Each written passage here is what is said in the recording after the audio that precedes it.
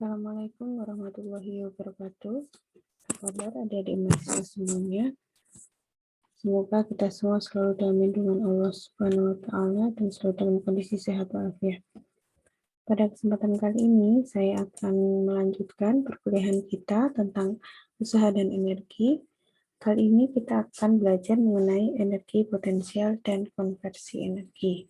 Nah, pada kesempatan ini, pada pertemuan ini, tujuan pembelajaran kita adalah untuk mempelajari energi potensial, kemudian energi mekanik, dan daya. Nah, sebelum kita membahas mengenai energi potensial, kita akan membahas mengenai gaya konservatif. Sebuah gaya disebut gaya konservatif jika usaha yang dilakukan pada sebuah partikel yang bergerak mengitari jalur tertutup dari titik awal lalu berhenti ke titik semula adalah nol. Pada gaya konservatif, usaha tidak bergantung pada lintasan atau jarak partikel yang bergerak di antara dua titik. Contoh gaya konservatif adalah gaya gravitasi dan gaya bekas. Namun demikian, untuk gaya gesek kinetik dan gaya hambat merupakan gaya non-konservatif. Contoh soal.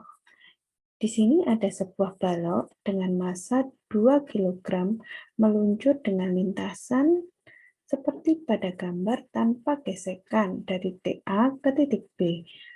Lintasan yang ditempuh adalah sepanjang 2 meter dengan jarak vertikal adalah 0,8 meter dan yang horizontalnya adalah 2 meter. Berapa usaha yang dilakukan oleh gaya gravitasi pada balok selama meluncur? Nah, untuk mempermudah hitungan, kita menggunakan lintasan yang B, di mana WH atau yang horizontal itu adalah MGD cos 90 derajat. Kita lihat di lintasan B ya. Untuk horizontal, MGD cos 90 derajat. Maka hasilnya 0. Kemudian untuk yang dari lintasan B, kita lihat yang arah vertikal, cosnya adalah 0 derajat, maka menghasilkan 2 kali 9,8 kali 0,8 sama dengan 15,7. Jadi di sini berdasarkan gaya konservatif yang bekerja, kita bisa memperoleh rumus dari balok yang jatuh ini. Kita tinjau dari titik B, arah horizontal adalah MG kali perpindahannya, tapi di sini kalau yang arah horizontal ini sudutnya dari titik B adalah 90 derajat. Kemudian untuk yang di vertikal itu adalah 0 derajat, maka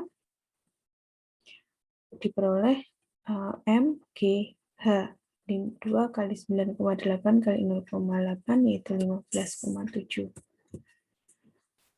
Nah, energi potensial ini biasanya kita kenal sebagai energi yang tergantung dari posisi tempat benda itu berada, atau kalau di sini didefinisikan sebagai energi di mana gaya konservatif bekerja. Gaya konservatif melakukan kerja sebesar W pada sebuah partikel dalam sistem, maka perubahan energi potensial adalah sigma U, yaitu negatif W. Nah, kita lihat di sini energi potensial gravitasi, yaitu energi potensial yang terkait dengan sistem yang terdiri dari bumi dan partikel di dekatnya. Nah, di sini, jika partikel berada pada ketinggian YI ke YF, maka perubahan energi potensial gravitasi adalah sigma U sama dengan mg YF min YI atau mg delta Y. Dengan kita memiliki titik acuan YI sama dengan 0, dan energi potensial sistem UI sama dengan 0, maka energi potensial gravitasi saat partikel berada pada Y berapapun adalah UY mg. Di sini kata kuncinya adalah titik acuan. Nah, titik acuan ini disimbolkan sebagai YI. Nah, coba kita lihat contoh soalnya. Ada seekor kukang 2 kilogram bergelantung pada dahan yang letaknya adalah 2 meter, 5 meter di atas tanah.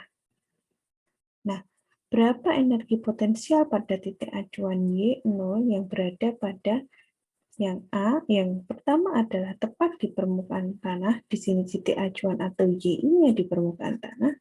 Kemudian yang kedua, titik acuannya ada di balkon setinggi 3 meter.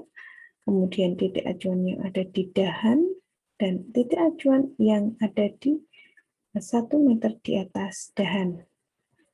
Untuk pertanyaan yang pertama, titik acuan yang ada di atas tanah, maka energi potensial gravitasi yang bekerja adalah mg dikalikan YF. YF adalah Y kukang, yaitu 5, dikurangi YI adalah 0. 5 kurangi 0.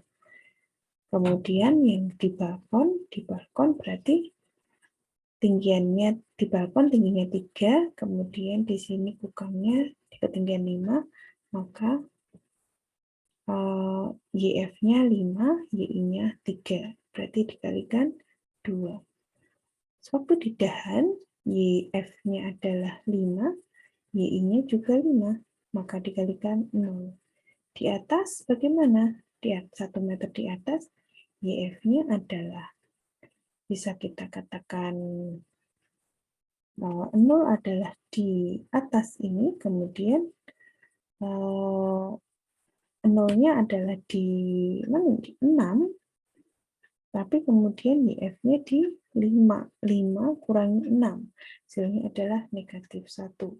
Hasilnya min 19,6 Joule. Itu untuk penyelesaian energi potensial gravitasi dengan melihat titik acuan yang berbeda-beda. Kemudian kukang tersebut jatuh ke tanah. Untuk masing-masing pilihan titik acuan, berapakah perubahan energi potensial sistem kukang bumi akibat jatuhnya kukang tersebut? Maka ketika kukang jatuh, maka kukang ini YF-nya adalah menjadi di mana ini? Di tanah ya. Di tanah, YF-nya di tanah, 0-nya YF-nya di tanah. Kemudian YI-nya ada di 0 ini. Maka delta Y-nya menjadi 0 di tanah dikurangi YI-nya di 5. Menjadi 0 dikurangi 5. Ya. YF-nya ada di tanah, akhirnya di 0, kemudian Y awalnya ada di YI-nya ada di 5, maka kalikan min 5. Delta Y-nya min 5, sehingga delta U-nya adalah 2 kali 9,8 kali min 5 sama dengan min 98. Untuk energi potensial kinetis adalah energi yang berhubungan dengan keadaan tertekan atau teregangnya objek elastis. Biasanya berlaku untuk bekas dengan F sama dengan min Kx, dan energi potensial elastisnya adalah setengah Kx kuadrat. Nah, kemudian kita berlanjut ke energi mekanik. Untuk energi mekanik adalah gabungan antara energi kinetik dengan energi potensial dengan rumus E mekanik sama dengan K ditambah U. K untuk energi kinetik, U untuk energi potensial. Sebuah sistem terisolasi jika tidak ada gaya eksternal yang bekerja pada sistem yang menyebabkan perubahan energi. Jika hanya gaya konservatif yang melakukan kerja pada sistem terisolasi, mekanik tidak bisa berubah. Prinsip konservasinya adalah energi mekanik akhir sama dengan energi mekanik awal, atau energi kinetik akhir ditambah energi potensial akhir sama dengan energi kinetik awal ditambah energi potensial awal. Contohnya, sebuah benda meluncur dari keadaan diam pada ketinggian 8,5 meter tanpa gigikan sampai ke dasar tanah. Tentukan laju V. Nah, di sini ada ketinggian, berarti di sini di posisi atas maka berlaku energi mekanik. Dan yang berada pada ketinggian tertentu kita anggap saja sebagai T, kemudian pada saat sampai di dasar tanah berlaku energi mekanik B. Berarti di sini posisi akhir benda di tanah itu adalah E mekanik yang kedua, kemudian yang ada di atas adalah E mekanik yang pertama, atau KB ditambah UB sama dengan KT ditambah UT. Setengah MVB kuadrat ditambah MG YB kuadrat sama dengan setengah MVT kuadrat ditambah MG YT. Nah, di sini untuk T di sini berlaku MGYT ya.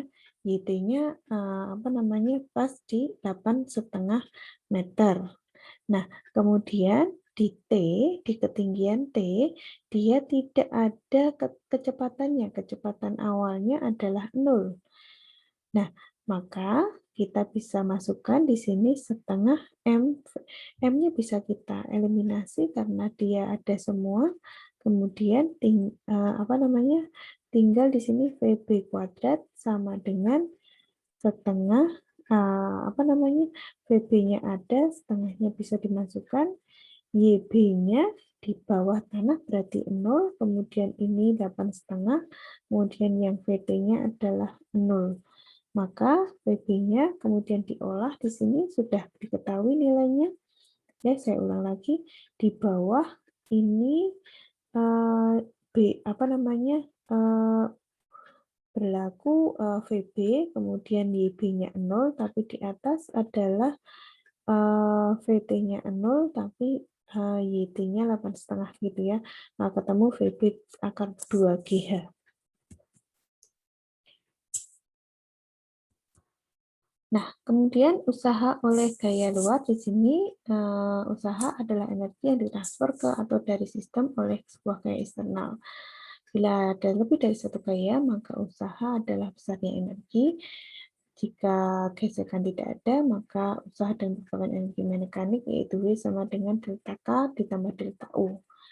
Ketika gaya gesek bekerja, maka energi termal bisa berubah dengan W sama dengan Mx ditambah E delta ETH. Untuk pembukaan energi berlaku energi hanya dapat berubah namun jumlahnya tetap sama, sehingga W sama dengan delta E sama dengan perubahan energi yang terjadi pada sistem.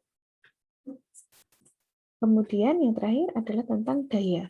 Daya di sini adalah hubungan antara gaya sebuah laju di mana gaya tersebut bisa mentransfer energi.